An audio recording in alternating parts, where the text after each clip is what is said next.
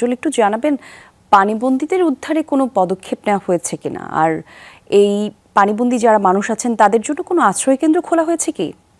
কলি আপনি জানেন যে আসলে গত দুদিন থেকে কিন্তু আমাদের এই শেরপুরে যে দুটি উপজেলায় বন্যা কবলিত হয়েছে প্রায় 100 গ্রামের মানুষ কিন্তু প্রায় বন্যা কবলিত হয়ে পড়েছে এবং ইতিমধ্যে সেনাবাহিনীর কিন্তু 6টি টিম উদ্ধারের কাজকর্ম করছে এবং ইতিমধ্যে নালিতাবাড়িতে ঝিনাইগাতিতে আশ্রয় কেন্দ্র খোলা হয়েছে। সেই আশ্রয় কেন্দ্রগুলিতে কিন্তু সেখানে সেনাবাহিনী এবং আমাদের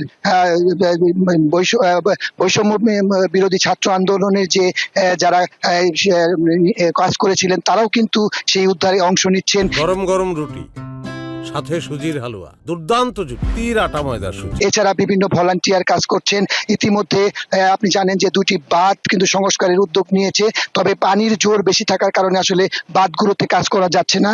তবে সেনাবাহিনীর সাথে আমি কিছুক্ষণ আগে কথা বলেছিলাম, তারা জানিয়েছে তারা 6টি স্পিড বোট নিয়ে এই উদ্ধার কাজগুলো করে যাচ্ছে এবং ইতিমধ্যে ব্যাকওয়ার্ড কিছু পয়েন্ট থেকে কিন্তু বেশ কয়েকটি পরিবারকে উদ্ধার করা হয়েছে এবং তারা যেটি জানিয়েছেন যে তারা সেই কেন্দ্রকে উদ্ধার করে আশ্রয় কেন্দ্রগুলোতে পৌঁছে দিচ্ছেন। এবং ইতিমধ্যে আমি যে ঝিনাইগাতি এলাকায় বেশ কয়েকটি গ্রামে ছিলাম, এখানে জুলগাঁও, উত্তর জুলগাঁও 2টি গ্রাম এখন পর্যন্ত কিন্তু কোনো ত্রাণ বা কোনো শুকনো খাবার কিন্তু পৌঁছেনি। এই এলাকার মানুষ কিন্তু আসলে শুকনো খাবারের জন্য অনেকটা অপেক্ষা করছে, কারণ তাদের কাছে যা ছিল সেটি নিয়ে তারা কিন্তু পার্শ্ববর্তী যে দোকানগুলো আছে সেখান থেকে শুকনো খাবার খাওয়ার চেষ্টা করছে। তবে কোনো বাড়িতেই কিন্তু আসলে আগুন জ্বালানোর মতো কোনো অবস্থা নেই। কলি আরেকটা বিষয় বলি, ইতিমধ্যে 3 জনের মৃত্যুর খবর আমরা পেয়েছি, একজন বৃদ্ধ, একজন নারী এবং একজন যুবক।